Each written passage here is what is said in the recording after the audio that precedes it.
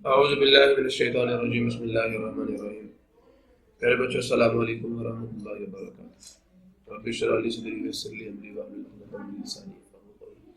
सो बच्चों अभी हम अपना काम शुरू करते हैं जी। आज हम जा रहे हैं जी जो हमारे पास अल्कीन्स है उनकी प्रिपरेशंस देखेंगे। वैसे from the study of alkenes आपने अभी तक ये सीखा कि फर्स्ट ऑफ ऑल प्रिपरेशन होगी, फिर फिजिकल प्रॉपर्टीज होगी, फिर केमिकल रिएक्शंस होंगे, फिर यूजेस होंगे। 4 हेडिंग है ऐसे ही है। तो डेफिनेशन जो है अल्कीन्स की वो ये है कि अनसैचुरेटेड हाइड्रोकार्बन्स है, लेकिन दो hydrocarbons in which at least one carbon carbon double bond is present, they are said to be the alkenes. Alkenes have one or more double bonds between the carbon atoms. They have the general formula CnH2n. उनका general formula क्या है?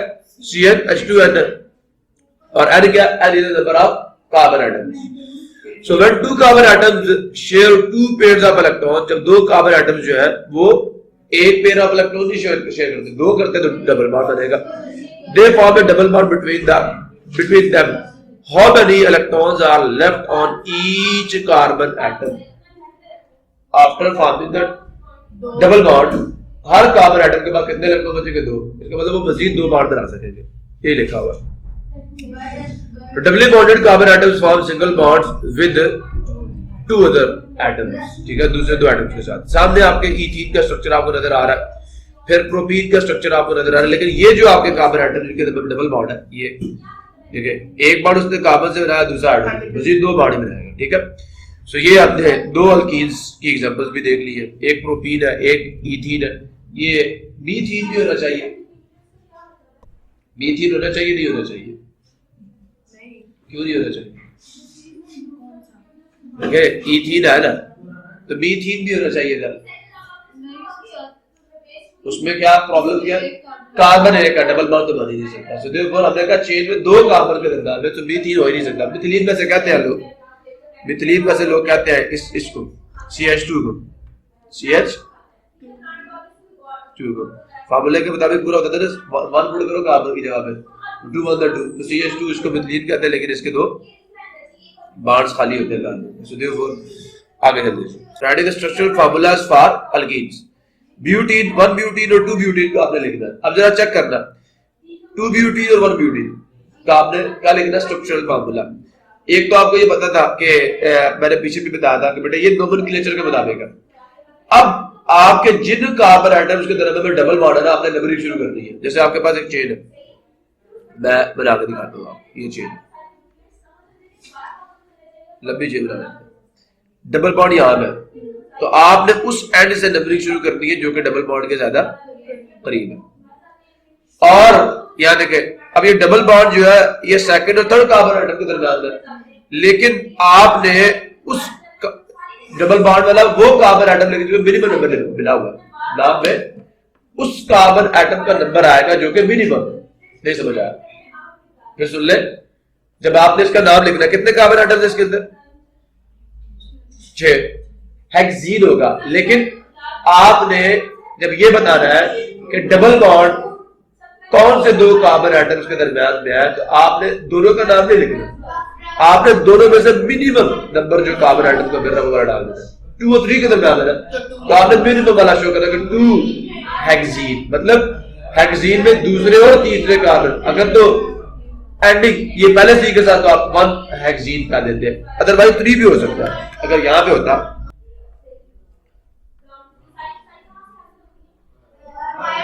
अगर bond यहां पे आ जाता तो no you will give the 1 2 3। अब इधर से भी नंबरिंग शुरू कर सकते थे 1 2 3, लेकिन यहां पे देखें, अगर मैं यहां से नंबरिंग शुरू करता हूं 1 2 3 4, तो यहां से कार्बन एटम को जो कि डबल बॉन्ड में मौजूद है मिनिमम नंबर जो मिल रहा है आपको 4 मिल रहा है, यहां से 3 मिल रहा है, तब नंबरिंग यहां से शुरू करें। जब नाम लिखेंगे तो 3 लिखेंगे, 3 कि डबली बॉन्डेड कार्बन एटम में से जिस कार्बन को दोनों का नंबर तो मिल रहा है, लेकिन मिनिमम नंबर यूज करना है डबल बॉन्ड वाले कार्बन को शो करने के लिए। ये लिखा हुआ यहाँ पे, कहता है बट मींस 4 कार्बन एटम्स की बात है। Ending in shows the class, that is alkyne है ये। Right string of 4 carbon atoms की बात है। स्टेम से आपने 4 कार्बन एटम्स की एक चेन लिख देनी है। And assign number two each carbon atom from one side, एक साइड से आपने नंबरिंग करनी है, लेकिन कहता है number written before the name indicates the position of double bond. Indicates the position of double bond. ठीक है, तो make a double bond between indicated carbon atoms and the atom to next it. मतलब एक जो आपको दिया हुआ और जो एक कार्बन एटम उसके बाद आएगा उनके दरमियान में, तो जो नंबर आपको दिया हुआ वो मिनिमम नंबर दिया हुआ है और ये डबल बॉन्ड बनेगा उस कार्बन एटम के दरमियान में और उससे आगे वाले कार्बन एटम के दरमियान में बनेगा। ठीक है, तो attach enough hydrogen atoms to the carbon atoms to give each carbon कितने बॉन्ड्स? 4 बॉन्ड। ये तो पहले भी कहा रहा था कि बाकी जो पीछे वैलेंसीज बात जाएगी उनको हमने सेटिस्फाई करना है हाइड्रोजन एटम्स लगा के। तो अगर 1 ब्यूटीन की बात हो रही है तो वैसे देख ही लेते हैं अब आगे। ये या देखिए 4 आ रहे हैं, समझ आ रही है। अब क्योंकि उसने कहा था 1 ब्यूटीन तो पहले कार्बन एटम और उससे नेक्स्ट वाले के दरमियान में बनेगा। ठीक है, बाकी आपने क्या करना है, इसकी कितनी वैलेंसी बची है पीछे 2, इसकी 1 बची हुई है, इसके साथ 1 हाइड्रोजन लगा दिया, इसके साथ 2, बाकी इसके साथ भी 2, इसके साथ 3। ठीक है, ये हो गया 2 ब्यूटीन, 4 कार्बन एटम्स हो गए, लेकिन दूसरे और तीसरे कार्बन एटम के दरमियान में टेबल बॉन्ड बना देना है। In this way you have 2 butene structural bond. ये है ना जी, ठीक है। दूसरे और तीसरे में डबल बॉन्ड बनाया, फिर इधर इसकी भी 1 वैलेंसी खाली है, इसकी भी 1, तो यहाँ 1 हाइड्रोजन दोनों के, बाकी दोनों के साथ 3 हाइड्रोजन जोड़ दिए। आपकी सेल्फ असेसमेंट एक्सरसाइज 1.3 करना 2.3 हो जाएगा ना। सो डू यू नो, कहता है इथाइलिन और इथीन, इसको इथाइलिन भी कहते हैं इथीन भी कहते हैं, is the most important commercial organic chemical. क्यों जी, वजह क्या है, क्यों इतना इंपॉर्टेंट है? It is used in the manufacturing of polythene. मैंने पहले बताया था कि क्यों जी, इसके अंदर क्या एबिलिटी है कि यही पॉलीमराइजेशन में पॉलीथीन पॉलीमर है इथीन का, तो ये क्यों यूज होता है? तो याद दोगे भी या नहीं? इथीन जो है, इथीन इसकी कौन सी प्रॉपर्टी इसको मोनोमर बनने के काबिल बनाती है, ये पॉलीमराइजेशन में यूज हो सके। ये मैंने बताया था कि इसके अंदर मौजूद डबल बॉन्ड की मौजूदगी है, नहीं ये डबल बॉन्ड, ठीक है। जब ये टूटेगा इसके बाद यहाँ पे बॉन्ड बनाने की एबिलिटी होगी, यहाँ पे बॉन्ड बनाने की, तो देयरफॉर ये इसके डबल बॉन्ड या आपका इथाइल जो है उसके अंदर ट्रिपल बॉन्ड की मौजूदगी उसको इस काबिल बनाती है कि वो मोनोमर बन सके, उससे वो पॉलीमराइजेशन कर सके। समझ आ लिया? तो ये वजह है इसकी, इसी वजह से अब आप बता रहे हैं, डिटेल में मैंने बताया था आपको, चाहते तो भी बता देते दोबारा से आप। विनाइल क्या होता है वैसे? Vinyl a group of atoms which is obtained by removing one hydrogen atom from ethene। ethene से एक हाइड्रोजन एटम रिमूव करके जो आपका ग्रुप आता है विनाइल होता है। विनाइल एसीटेट, विनाइल क्लोराइड हमने बात की थी। अच्छा जी, सो बात कहाँ पे थी? यहाँ पे। तो पहली बात ये इतना इंपॉर्टेंट क्यों है? It is used in the manufacturing of polythene. Polythene क्या है? जो इथीन है इसका पॉलीमर है। क्या है इसका?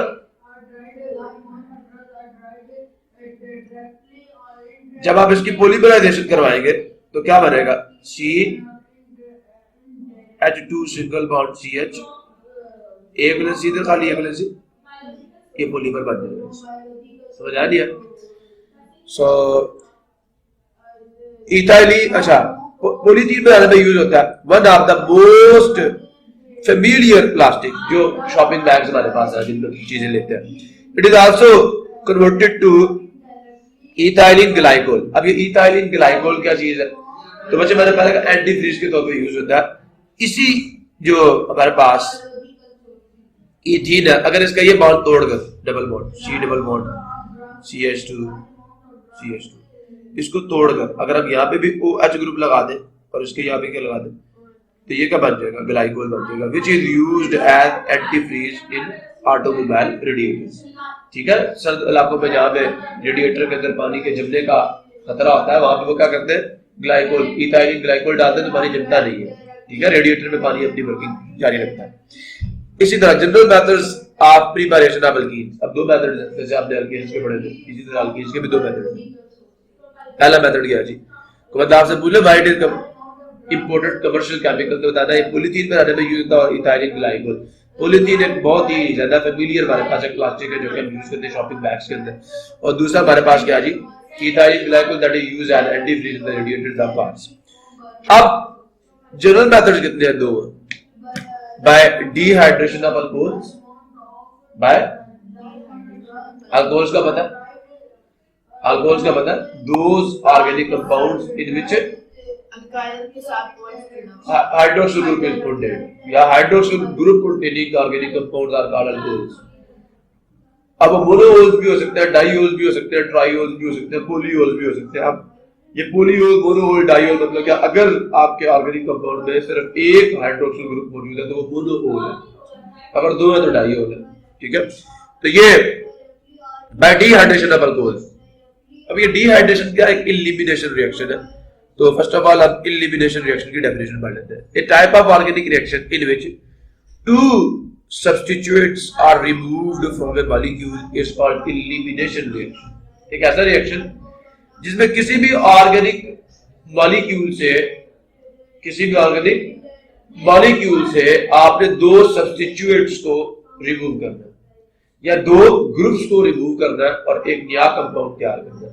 इसकी सादा सी डेफिनेशन ये है कि that type of organic reaction are a chemical reaction in which a new compound is formed by the removal of water molecule, hydrogen halide, ठीक है, हाइड्रोजन halide HCl, HBr, ठीक है, by the removal of water molecule, by the removal of hydrogen halide, छोटे molecule है ना, और by the removal of ammonia molecule is called elimination reaction। एक ऐसा रिएक्शन है जिसमें किसी भी कंपाउंड या किसी भी मॉलिक्यूल से आपने क्या करना है, एक वाटर मॉलिक्यूल रिमूव करना है उसके अंदर से या अमोनिया का मॉलिक्यूल, कुछ छोटा मॉलिक्यूल रिमूव करना और एक नया कंपाउंड आपने बना देना। This process is called elimination. और मजे की बात यह है कि एलिमिनेशन रिएक्शन में जो आपके सब्स्टिट्यूएंट्स आप लोग रिमूव कर रहे हो, जिन ग्रुप्स को आप लोग रिमूव कर रहे हो, वो दोनों के दोनों एडजेसेंट कार्बन एटम्स के ऊपर मौजूद होते हैं इन द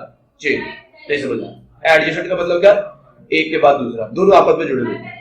अगर एक कार्बन से एक ग्रुप रिमूव हो रहा है तो दूसरे से दूसरा रिमूव हो रहा है। आप समझ नहीं आई? तो यहां आप चलते हैं जी पीछे। ये है हमारा पहला रिएक्शन के bye the dehydration of alcohols. ये एलिमिनेशन रिएक्शन क्या करेगा, dehydration means loss of water, definition of dehydration. Problem किसी को मेरे ख्याल में डिहाइड्रेशन की डेफिनेशन भी दी थी, लेकिन चलो रिमूव हो गई, देखते हैं। तो डिहाइड्रेशन की डेफिनेशन क्या है, the removal of water molecule from a compound is called dehydration. ये removal of water is called, loss of water is called what is called dehydration. यहां से आपका काम शुरू हो रहा है कि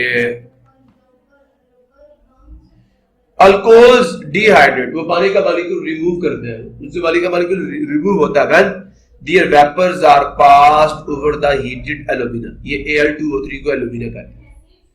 कितना टेम्परेचर हो इसका, कितना टेम्परेचर हो इसका। अब मैंने के बाद देखो, जब हमने अल्कीन्स की हाइड्रोजनेशन से अल्केन्स प्रोड्यूस किए थे, तो मैंने जितनी कंडीशंस थी सारी की सारी एक जुमले में लिखी थी। क्या कहा था, in the presence of nickel catalyst at a temperature 200 to 300 degree centigrade temperature and pressure, high pressure का दिया। फिर सुन लो, at 200 to 300 degree centigrade temperature and high pressure. In the presence of nickel catalyst, alkenes and alkynes undergo hydrogenation to give the alkenes। ये लिखा था। अब यहाँ पे क्या कि alcohols dehydrate when their vapors are passed over the heated alumina। सारी बातें आपकी इक्वेशन में मौजूद। कैटलिस्ट एरो के ऊपर लिखा जाता है, टेम्परेचर उसके नीचे लिख दिया, आपने इसके ऊपर भी लिख सकते थे, कैटलिस्ट को नीचे भी लिख सकते हैं, लेकिन होगा एरो के ऊपर नीचे। फिर ये बच्चे गौर से सुनते हैं, एलिमिनेशन रिएक्शन, ठीक है, समझ आया? अब यहां पे क्या है, एक जो आपका कार्बन एटम है उससे आपने OH ग्रुप रिमूव करना और उसके एडजेसेंट कार्बन एटम से आपने क्या रिमूव करना, हाइड्रोजन रिमूव करना। पानी का मॉलिक्यूल निकल जाएगा, इधर से एक बार खाली हुआ, दूसरा बार इधर से खाली हुआ। समझ आ रही है आपको? Ethene. This is the dehydration और this is the elimination reaction. मैंने पहले कहा था कि एलिमिनेशन रिएक्शन में दोनों सब्स्टिट्यूएंट्स का एडजेसेंट कार्बन एटम्स के ऊपर मौजूद होना जरूरी है।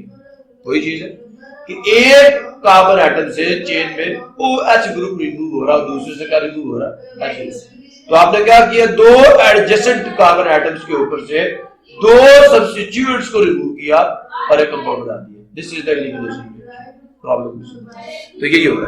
यहां पे क्या हुआ, हाइड्रोक्सिल ग्रुप आप लोगों ने रिमूव कर दिया,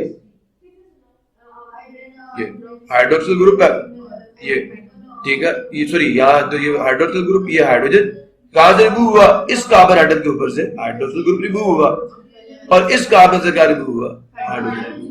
दोनों ने आपस में बॉन्डिंग कर ली, ये बॉन्ड टूट गया, ठीक है। तो जो चीज ये अब ये बॉन्ड किधर बन जाएगा, इधर बन जाएगा, ये चीज, ठीक है, आसान रिएक्शन। और यही डिहाइड्रेशन जो है, इन the presence of sulphuric acid भी कराई जा सकती है, ताकि नेक्स्ट रिएक्शन यही है। फास्फोरिक एसिड भी एक डिहाइड्रेटिंग एजेंट है, सल्फ्यूरिक एसिड भी एक डिहाइड्रेटिंग एजेंट है, फास्फोरस पेंटाऑक्साइड भी एक डिहाइड्रेटिंग एजेंट है, एल्यूमिनियम तो है ही है, ठीक है। तो phosphoric acid H3PO4 and phosphorus pentoxide, आप कहेंगे पेंटाऑक्साइड होता है यहाँ पे, असल में पता क्या है,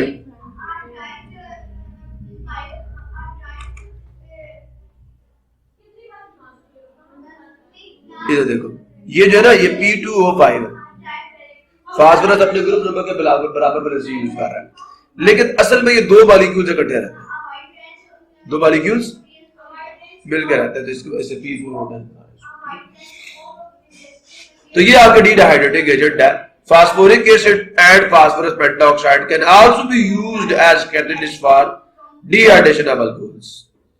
concentrated sulphuric acid is also used for dehydration. Temperature दे दिया आपके सामने, पर टेंपरेचर याद रखना, डिहाइड्रेटिंग एजेंट याद रखना, बाकी आपको पता कि एक कार्बन से हाइड्रोक्सिल ग्रुप रिमूव करना, दूसरे कार्बन से हाइड्रोजन रिमूव करना, डबल बॉन्ड बन जाएगा, ये पानी रिमूव हो जाएगा। This is the dehydration reaction.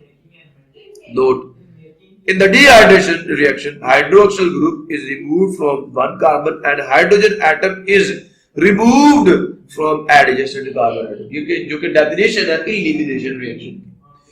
तो two such carbon atoms form double bond, such a reaction is called elimination reaction। यहाँ पे कौन सी चीज बनेगी, कहता which alkene is formed by the dehydration of the following alcohol। इससे कौन सा अल्कीन बनेगा, देखो ना, दो कार्बन एटम थे ना यहाँ पे कितने एटम थे, दो कार्बन एटम थे, तो डबल बॉन्ड बन के इथीन बना, इथीन है ना, क्या था, इथाइल अल्कोहल था तो इथीन बना, तो प्रोपाइल अज़ार, तो प्रोपीन, यहाँ डबल बॉन्ड बन जाएगा। अच्छा बताओ जरा, अगर यहाँ पे रिएक्शन लिखूं भी कि मैं कहता हूँ alumina Al2O3, temperature 200 to 300 degree centigrade temperature, तो क्या बनेगा जरा बताएं मुझे, CH3 CH, शाबाश, डबल बॉन्ड CH2, ये रे, ठीक है, शाबाश, और साथ पानी भी होगा,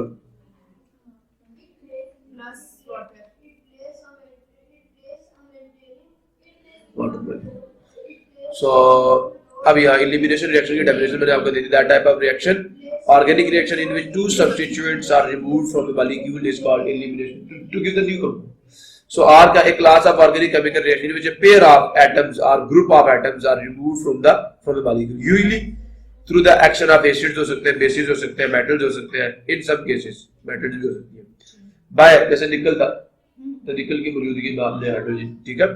तो in some cases by heating to a high temperature, it is the principal process by which organic compounds containing one only single carbon-carbon bonds, that is saturated compounds, are transformed to compounds containing double bond or triple bond, ठीक है, between the unsaturated। हमने यही किया।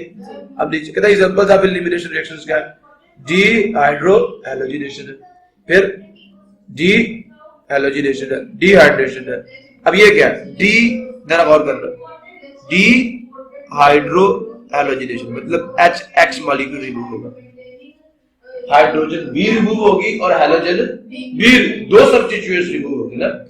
यहाँ पे क्या, D halogenation मतलब ये मॉलिक्यूल रिमूव होगा, दोनों आपके हैलाइड मॉलिक्यूल रिमूव होंगे, ठीक है, हैलोजन एटम्स रिमूव होंगे। डिहाइड्रेशन क्या, एक से H और एक से पानी रिमूव होगा, और डी हाइड्रोजनेशन दोनों के दोनों H2 दोनों के दोनों हाइड्रोजन एटम रिमूव होंगे, दोनों के दोनों हाइड्रोजन एटम्स रिमूव हो गए इसके अंदर से। सो बाय डी, अब पहला रिएक्शन क्या था? बाय डीहाइड्रेशन ऑफ अल्कोहल्स था। ये मैंने एलिमिनेशन रिएक्शन की डेफिनेशन आपको बताई है कि एलिमिनेशन रिएक्शन की डेफिनेशन क्या। अब आगे असल में एक क्वेश्चन आपसे पूछेगा कि ये रिएक्शन एलिमिनेशन रिएक्शन है या नहीं है। तो चाहे बच्चे डीहाइड्रेशन हो, डीहाइड्रोजनेशन हो, डीहाइड्रोहैलोजिनेशन हो या डीहैलोजिनेशन हो, बच्चे वो रिएक्शन एलिमिनेशन रिएक्शन। बात समझ आ गई? जब भी आपने एक सैचुरेटेड अल्केन से या जो ऐसा कार्बन, ऐसी कार्बन की चेन जिसके अंदर सारे के सारे बॉन्ड सिंगल होंगे, उसको आपने डबल बॉन्ड वाली चेन में या ट्रिपल बॉन्ड वाली चेन में कन्वर्ट करना है, तो बच्चे जो रिएक्शन आपके काम आएगा वो एलिमिनेशन रिएक्शन, चाहे वो डिहाइड्रेशन हो, चाहे वो डीहाइड्रोहैलोजिनेशन हो, डीहैलोजिनेशन हो, समझ आ रही है, या वो डीहाइड्रोजनेशन हो, ये सारे रिएक्शंस क्या है? ये सारे के सारे एलिमिनेशन रिएक्शन है। तो पहले हमने किया किससे? अल्कोहल्स की डिहाइड्रेशन से। आपने एग्जांपल देख लिए। डिहाइड्रेटिंग एजेंट्स क्या हो सकते हैं? फास्फोरिक एसिड हो सकता है, सल्फ्यूरिक एसिड हो सकता है, फास्फोरस पेंटाऑक्साइड हो सकता है, एल्यूमिनियम ऑक्साइड हो सकता है। ठीक है, एल्यूमिनियम ऑक्साइड हो, फास्फोरिक एसिड हो या फास्फोरस पेंटाऑक्साइड हो, टेंपरेचर क्या है? 200 to 300 डिग्री सेंटीग्रेड। अगर आपने सल्फ्यूरिक एसिड यूज कर लिया कंसंट्रेटेड, तो 170 डिग्री सेंटीग्रेड टेंपरेचर है। कंडीशन बताओ, रिएक्शन आप डाल दो, मुझे बताओ। आगे चले जी। अब क्या जी? डीहाइड्रोहैलोजिनेशन ऑफ अल्काइल हैलाइड्स। पीछे क्या था? OH ग्रुप था, अब क्या आ गया? Cl या Br। समझ आ लिया? तो अब क्या होगा? HCl रिमूव होगा, HBr रिमूव होगा, या HF अगर हुआ तो कहीं, लेकिन हम ज्यादातर ब्रोमाइड्स की बात करेंगे। ठीक है, या क्लोराइड की बात करेंगे। अल्काइल क्लोराइड्स हो गए, अल्काइल ब्रोमाइड्स हो गए। मेरे पास होगा क्या? जैसे आपने एक कार्बन एटम से OH ग्रुप रिमूव करके दूसरे से हाइड्रोजन साथ लगाया और HOH रिमूव, मतलब पानी रिमूव कर दिया। सिमिलरली HX रिमूव होगा, HCl रिमूव होगा। ठीक है, रिएक्शन आपके सामने। तो पहले डेफिनेशन मैंने दे दिया, dehydrohalogenation means loss of hydrogen halide from a molecule, या loss of hydrogen halides from a molecule is dehydro halogenation.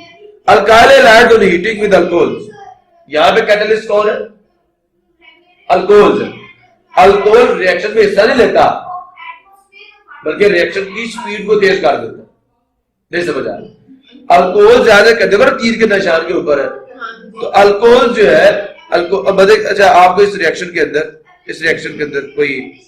कोई गलती नजर आ रही है? लगता है तो अल्कोहल जो है वो कैटलिस्ट के तौर पे काम कर रहे हैं ना, लेकिन देखिए अगर रिमूव क्या हो रहा है, गौर से देखिए, अल्कोहल जो है वो कैटलिस्ट है, लेकिन उसके अंदर KOH मौजूद है। क्या मौजूद है? थोड़ा सा इस रिएक्शन में, इस रिएक्शन में प्रॉब्लम क्या है? यहाँ पे सीधे सीधा पानी रिमूव हो जाएगा, लेकिन इस रिएक्शन की थोड़ी सी मैं आपको डिटेल बताता हूं। अल्कोहलिक पोटेशियम हाइड्रोक्साइड की मौजूदगी में alkyl halide on heating with alcoholic potassium hydroxide undergo dehydrohalogenation. होता क्या है मैं यहां पे सी, ठीक है, तो बच्चे पोटेशियम हाइड्रोक्साइड साथ होगा और साथ क्या होगा? यहां पे अल्कोहल होगा। ठीक है, अब जरा गौर से सुनो। असल में रिमूव क्या होगा? एक से Cl और एक से H, समझा? एलिमिनेशन रेट, दोनों एडजेसेंट कार्बन एटम से एक एक ग्रुप ऑफ एटम या एक एक एटम रिमूव होगा। ठीक है, तो असल में क्या होता है? Cl और H रिमूव होता है। अब जो Cl होता है किसके साथ लग जाता है, और जो H होता है वो किसके साथ लग जाता है? समझ आ रही है? तो नतीजतन ये जो बॉन्ड टूटा था ये यहां बन जाता है। तो क्या बनता है? C डबल बॉन्ड CH2 और H2, साथ आपको KCl भी मिलेगा और साथ आपको वाटर भी मिलेगा। ये रिएक्शन है,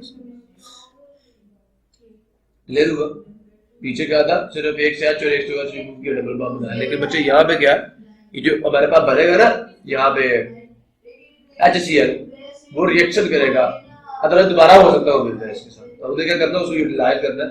अब उसको यूटिलाइज कर लेते हैं, KOH के साथ रिएक्शन करवा के में पोटेशियम क्लोराइड मिल जाता है और साथ water.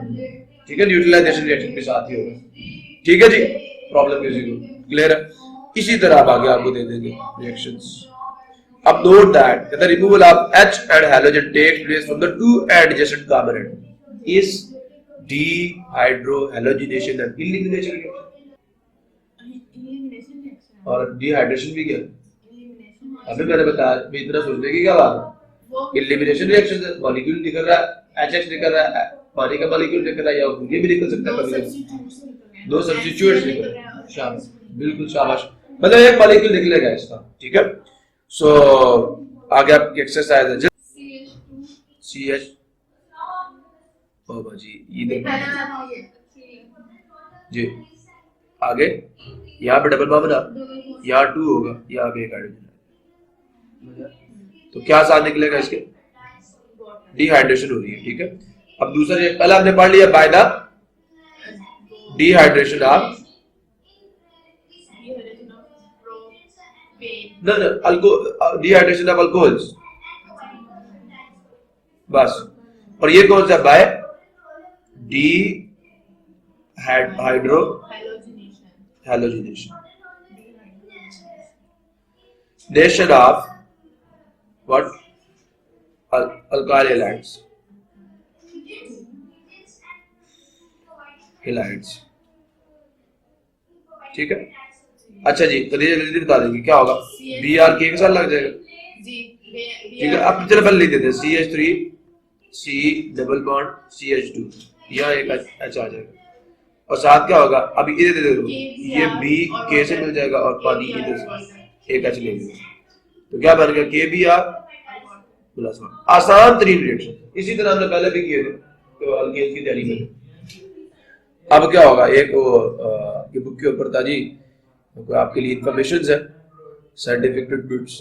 Alkenes occur widely in nature, alkenes जो है ये बहुत ही वसी पैमाने पर नेचुरली जो है वो पाई जाती है। Ripening fruits and vegetables give off ethene which helps in further ripening, ठीक है। जो पकने वाले फल है, जैसे आम हो गया और इस तरह के टमाटर हो गए, ये क्या? ये ऐसी आपके फल और सब्जी है जो पकते वक्त ईथीन खारिज करते हैं। जितनी ज्यादा ईथीन ये खारिज करेंगे उतना जल्दी पक जाएंगे। तो क्या? Alkenes occur naturally occur widely in nature, so ripening fruits and vegetables give of, खारिज करते हैं ईथीन व्हिच हेल्प्स, जो मदद करती है उनकी फर्दर राइपनिंग, मजीद पकने। सो आर्टिफिशियली, लिहाजा क्या हुआ? मैंने कहा था ना कि फल को हम आर्टिफिशियल तरीके से पका लेते हैं। क्यों पका लेते हैं? क्योंकि हमें पता चल गया कि फल पकते हुए फलां गैस खारिज करते हैं, ठीक है। तो कहते हैं so artificially ethene is used to hasten the normal ripening process. Hasten का मतलब क्या? हेस्ट मेक्स वेस्ट, जल्दी का काम शैतान का काम। तो हेस्टन का मतलब जल्दबाजी, तेज करने के लिए, स्पीड अप करने के लिए। The normal ripening process. For example, 1 kilogram of tomatoes can be ripened by exposure to 0.1 milligram ethene for 24 hours. 24 घंटे तक अगर आप कच्चे टमाटरों को 0.1 मिलीग्राम ईथीन जो है उसके अंदर एक्सपोज का, उसके अंदर आपने पक जाए, ठीक है। तो आपने आर्टिफिशियल तरीके से करोगे, लेकिन इसमें प्रॉब्लम्स क्या आजकल हमारे में थे। एक नेचुरल प्रोसेस है, उसने काफी दिनों के बाद पकना था, और एक के आर्टिफिशियल तरीके से वो जो ईथीन है ना, फिर हमारा काम भी खराब कर रही है आज, लेकिन पकाया जा सकता है, ठीक है। So, for example, 1 kilogram of tomatoes can be ripened by exposure to the 0.1 milligram of ethene per 24 hours. The red color of tomatoes, अब ऐसा क्यों होता है? ये भी बात आ रहा है कि ethene 0.1 मिलीग्राम से टोमेटोज क्यों पक जाते हैं। लॉजिकली इसको याद करना आपने इसको जवाब कि व्हाई टोमेटोज, ठीक है, आर राइपेंड, टोमेटोज जो है वो क्यों पक जाते हैं, are ripened due to their exposure to the 0.1 milligram of ethene per 24 hours. तो जवाब ये है, ये जवाब है कि the red colour of tomatoes, पहली बात आपने ऊपर से बताना है कि अल्कीन्स अगर या यहां से ripening fruits and vegetables give off, यहां से शुरू करना, उसको छोड़ो दोबारा। Ripening fruits and vegetables give off ethene which helps in further ripening, so artificially ethene is used to hasten the normal ripening process. इसके बाद नीचे वाला जुमला, the red colour of tomatoes is, या उसको डाल देना बीच में 0.1 मिलीग्राम वाला। रेड कलर क्यों है इनका of tomatoes is due to an alkene, एक अल्कीन की वजह से है जो कि मौजूद है उनके अंदर, दैट इज कॉल्ड लाइसोपीन, ठीक है। ये उसका नाम है। आगे चलते लाइसोपीन की वजह से उसका कलर रेड होता है, तो जल्दी रेड हो जाता है ज्यादा अगर आप उसको छोड़ दें।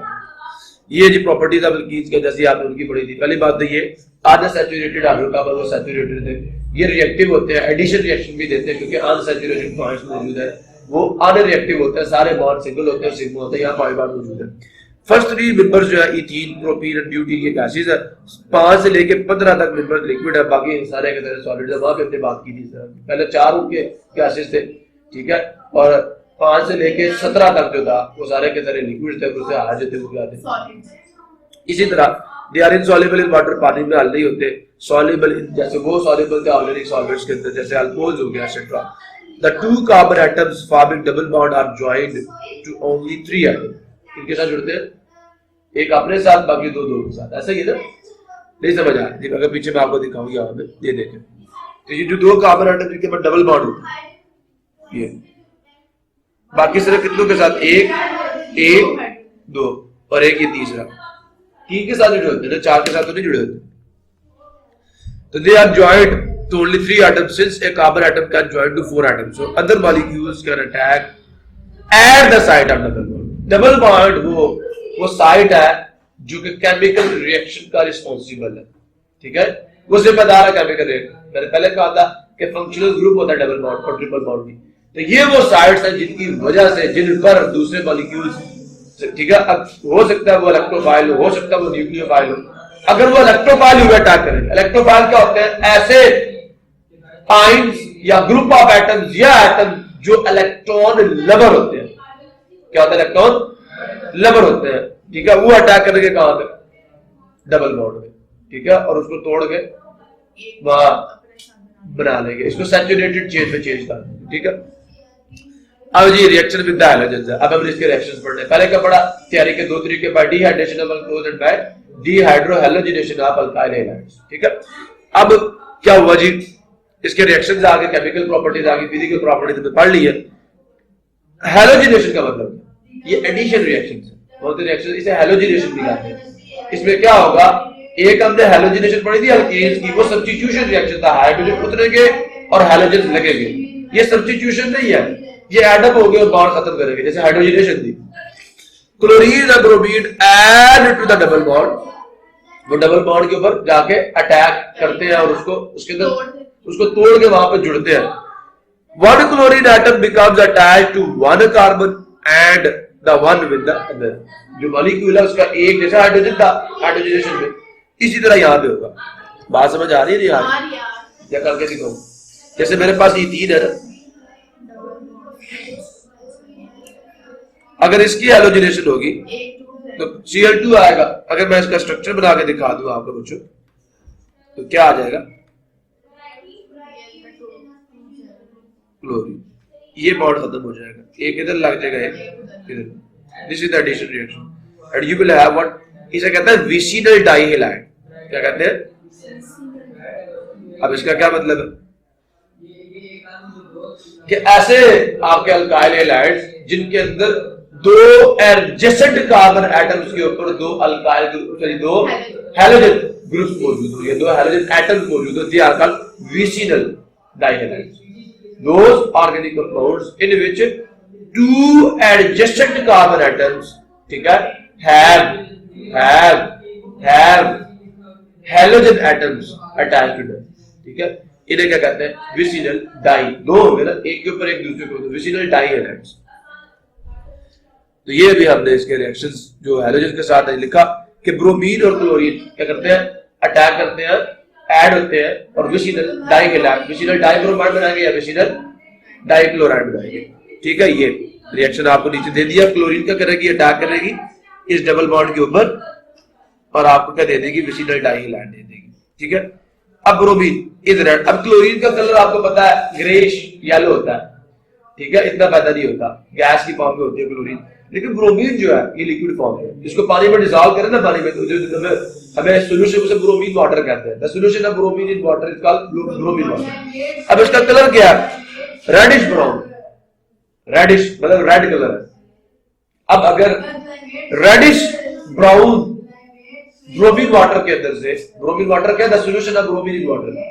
अगर मैं यहां डेफिनेशन लिख दूं, the solution of bromine in water is called bromine water. ठीक है, ये ब्रोमीन वाटर की कंडीशन। तो ये bromine is reddish brown liquid, ठीक है, and the product is colourless. क्या मतलब बना कि अगर ब्रोमीन अटैक करेगी तो इसका कलर क्या है, रेडिश ब्राउन है, लेकिन जब ये अटैक करके कंपाउंड बना देगी तो उसका वो कलरलेस। इससे क्या फायदा हुआ कि अगर हमें एक से ज्यादा कंपाउंड दे दिए जाए और पूछा जाए बताएं कौन सा कंपाउंड जो है वो अनसैचुरेटेड है, बात समझ आई? हमें पूछा जाए कि कौन सा कंपाउंड अनसैचुरेटेड है, तब ब्रोमीन वाटर से उस कंपाउंड को पास करवाएंगे, रिएक्ट करवाएंगे। अगर ब्रोमीन वाटर का जो कलर है वो गायब हो गया, चेंज इन कलर रिएक्शन की निशानी थी ना, तो अगर कलर खत्म हो गया, वो बेरंग हो गया, तो इसका मतलब वो जो कंपाउंड था अनसैचुरेटेड था। अगर कंपाउंड को ब्रोमीन वाटर से पास करवाने के बाद ब्रोमीन वाटर का कलर चेंज ना हुआ, वो रेडिश ब्राउन रहा, इसका मतलब कंपाउंड सैचुरेटेड है। अनसैचुरेटेड होगा तो ब्रोमीन का कलर डिस्चार्ज हो जाएगा रिएक्शन की वजह से। भाई व्हाइट ऑफ अनसैचुरेशन होगा, ये वाला चेंज हो जाएगा। हाँ, और जब सैचुरेटेड होगा नहीं चेंज होगा तब सैचुरेटेड। हाँ, सैचुरेटेड पास करेंगे रिएक्शन ही नहीं होगा तो कलर चेंज नहीं होगा। तो ये बता रहे हैं, तो when bromine water is added to the alkene, the red color, brown color disappears. The decolorization of bromine, ठीक है, bromine solution is frequently used as a simple test for the presence of unsaturation, ठीक है। Alkynes भी ये reaction देते हैं क्योंकि उनमें भी अनसैचुरेशन पॉइंट्स होते हैं। सच A type of reaction is called addition reaction. ये जो reaction हमने की है ना, ये addition reactions है। Alkenes react with bromine water in the same way. ये आपने देख लिया। Reaction with KMnO4. पहला reaction किसके साथ है? Halogens के साथ है। दूसरा reaction किसके साथ है? KMnO4 के साथ है। ये पोटाशियम पर मैंगनीज, क्या दो रिएक्शन से बढ़ेंगे। कहता है when an alkene is treated with dilute alkaline aqueous solution of KMnO4, KMnO4 के साथ आपने क्या ऐड किया हुआ, जैसे अल्कोहलिक KOH ने रिएक्शन किया था ना अल्काइल हैलाइड्स के साथ और आपको ईथीन या आपका अल्कीन दिया। तो वह अल्कीन, ये याद रखना, alkene is treated with dilute alkaline aqueous solution of, जो कि 1% है। Addition of 2 hydroxyl groups occurs across the double bond, जो हमारा डबल बॉन्ड है अगर dilute alkaline solution of KMnO4 के साथ, ठीक है, समझ आ दिया कि one alkyne is treated with the dilute alkaline aqueous solution of KMnO4। तो क्या, जब आपने KMnO4 के अल्कलाइन सॉल्यूशन, इसमें क्या होगा, KOH अपने पास से डालेंगे, अल्कलाइन सॉल्यूशन जो कि 1% डाइल्यूट होगा, हाइड्रोक्सिल ग्रुप्स, क्या यहां पे जहां पे डबल बॉन्ड है ना, यहां पे क्या एडअप होगा, ये बॉन्ड टूटेगा, एक OH यहां पे आएगा, दूसरा OH यहां पे आएगा, ये इथाइल ग्लाइकोल बन जाएगा, ठीक है। हमने कहा था ना कि ईथीन जो है ग्लाइकोल बनाने में भी यूज होती है पीछे उसके, तो ये,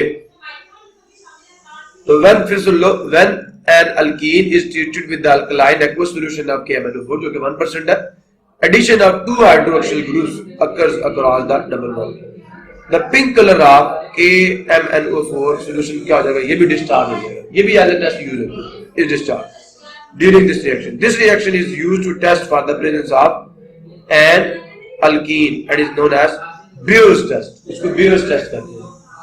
1% KMnO4 जो कि अल्कलाइन है, अगर उससे किसी कंपाउंड को पास करवाया जाए और ये डीकलराइज हो जाए, इसका बिल्कुल, इसे पिंकी भी कहते हैं, तो इसका मतलब पॉइंट ऑफ अनसैचुरेशन मौजूद है, अदरवाइज नहीं है। अब इस रिएक्शन को जरा गौर से देख लो, पानी है इसके अंदर, अब मैं जरा थोड़ा सा डिटेल से आपको रिएक्शन की समझा दूं जी, इसकी प्रैक्टिस करनी थी।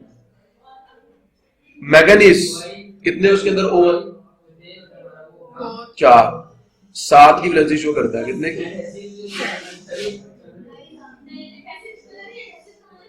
या पोटेशियम लगा होगा KMnO4 के, ठीक है, ये इसका स्ट्रक्चर है। अब इसके साथ यहाँ पे हमारे पास पानी के मॉलिक्यूल्स भी ऐड अप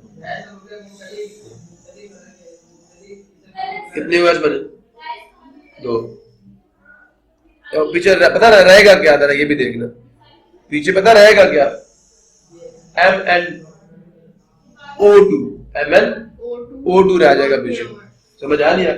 तो यहां से याद रखना, ये बॉन्ड यहां से टूटता है,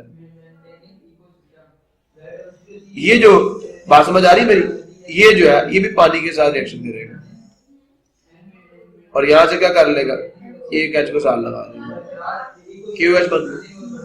ठीक है, प्रॉब्लम किसी को? अब चेक कीजिएगा, ये MnO2 बन गया।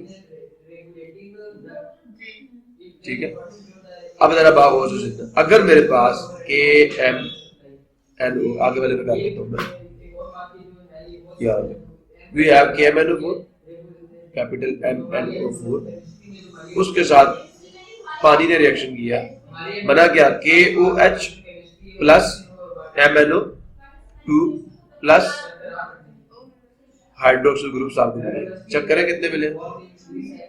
ठीक है, जरा गौर से सुनो, पानी के मॉलिक्यूल वैसे कितने यूज हुए? एक ये, दूसरा ये, तो OH एक ये और एक ये। ठीक है, जो एक और OH बना उसने K से रिएक्शन कर लिया, जैसे बने 4 दिन, है ना? तो पानी के 2 मॉलिक्यूल जब इससे रिएक्शन करते हैं तो आपको 3 OH मिलते हैं। ठीक है, एक KOH मिलता है और एक ये मिलता है। अब जरा आ जाइए, देख रहे हैं आप? अब बच्चे जरा बात और से सुनना, क्योंकि हमें इस रिएक्शन के नतीजे में कितने OH मिले हैं? 3। लेकिन एक बॉन्ड को तोड़ने के लिए कितने OH चाहिए? एक डबल बॉन्ड की जगह पे कितने, जैसे हाइड्रोजन का दो एटम्स ऐड होते हैं एक डबल बॉन्ड को तोड़ने के लिए, तो यहाँ पे भी डबल बॉन्ड को तोड़ने के लिए 2 OH ऐड होंगे, एक बच जाएगा। क्या कर जाएगा? तो इसको इवन बनाने के लिए, ये इक्वेशन बैलेंस्ड है, क्या करने के लिए, ताकि हमें even number of OH group मिले, तो क्या होगा? 2 के MnO4 यूज होंगे। ठीक है, और उसके नतीजे में 6 मिलेंगे। पानी के कितने यूज होंगे? 4 पानी के यूज होंगे। तो इस पूरी इक्वेशन को आप कैसे मल्टीप्लाई कर दो? ये 4 हो जाएगा, ये 2 हो जाएगा, ये 2, ये 6 हो गया। अब यहाँ पे आप कोई भी, मैं एक ही ले, यहाँ पे कोई R ग्रुप लगा दो, उसमें तो अनसैचुरेशन नहीं ना होगी। यहाँ पे एक H होगा और यहाँ पे क्या होगा? CH2 होगा। जैसे ये बॉन्ड टूटेगा, यहाँ पे क्या एडअप होगा? हाइड्रोक्सिल ग्रुप ऐड होगा ना। वैसे तो हमें क्या चाहिए? इवन नंबर चाहिए, 2 चाहिए, एक OH यहाँ लगेगा, नतीजे में आपको क्या मिले? सॉरी, यहाँ सिंगल बॉन्ड।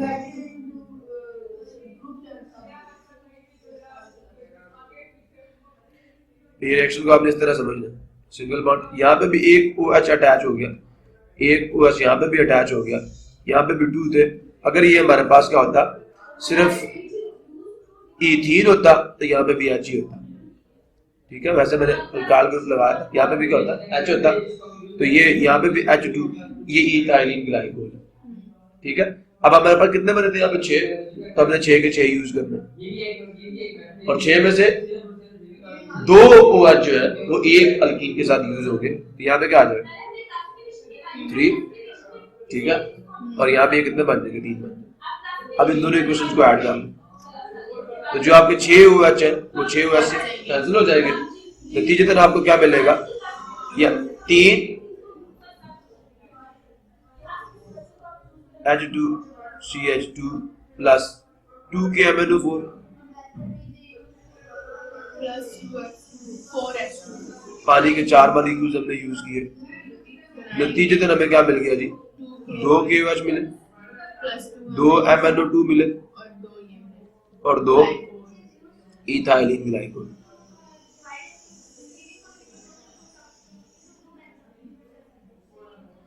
प्रॉब्लम, अब जरा पीछे आ जाओ, चेक करो ये मैंने।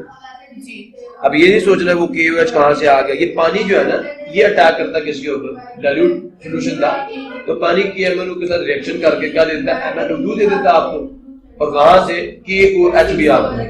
ठीक है, इस वजह से ये 1% अल्कलाइन है। ठीक है, जो KOH की मौजूदगी है ना, इसको इसके साथ खुद से डालते हैं। ठीक है, समझ आ रही है? तो याद रखना, ये अल्कलाइन सॉल्यूशन, डाइल्यूट जो है उसके अंदर ये रिएक्शन होता है। क्या रिएक्शन होता है? ये जो मैंने ऊपर लिख के दिया था, इधर फिर लिख देता हूँ। कि आपके पास और से सुनिएगा जो KMnO4 है उसमें मैंगनीज कितनी 7 की एनर्जी शुगर है। ये पानी के मॉलिक्यूल्स कितने आएंगे HOH, एक तो यहां आ जाएगा एक HOH, तो ये जो H है इसके साथ लग जाएगा MnO2, ठीक है। हमारे रिएक्शन में जो असल रिएक्शन है वो क्या कि एक KMnO4 जो है वो पानी के कितनों के साथ मिलके आपको एक MnO2 दे देगा, एक को KOH दे देगा और 3 OH देगा। लेकिन हमारा रिएक्शन इस तरह कंप्लीट नहीं हो जाता कि एक OH फालतू था, तो इवन करने के लिए हमने 2 पूरे को 2 से मल्टीप्लाई कर दिया। इसके नीचे आपने वो वाली इक्वेशन, आपको पता तो है, ये वाली इक्वेशन डाल देनी है CH2 और आप यहाँ पे 2 से मल्टीप्लाई करेंगे, ये 6 हो जाएगा, ये 2 हो जाएगा, ये भी 2 हो जाएगा, ये 4 हो जाएगा, ये 2 हो जाएगा, और यहाँ पे 6 OH आप डालेंगे। इस इक्वेशन को एड अप करते हैं, यहाँ पे क्या बनेगा, वो ग्लाइकोल ही बन जाएगा, C single bond CH2 OH और OH। इसे डीओ टेस्ट भी करता है। आगे आपकी एक्सरसाइज है, इसमें क्या होगा, BR ऐड हो जाएगा। इस रिएक्शन में क्या होगा, क्या बनेगा CH3, यहाँ OH लगेगा, वो वाला तो आपको समझ है, OH लगेगा, यहाँ H2 होगा, यहाँ एक H ऊपर आएगा, ठीक है। साथ कौन कौन सी चीजें और बनेगी, KOH आएगा नहीं आएगा, MnO2 आएगा, की बात है। तो ये बाकी और तो कुछ नहीं बना था ना, KOH आएगा, ये आएगा, KOH आएगा, MnO2 आएगा, बाकी आपके पास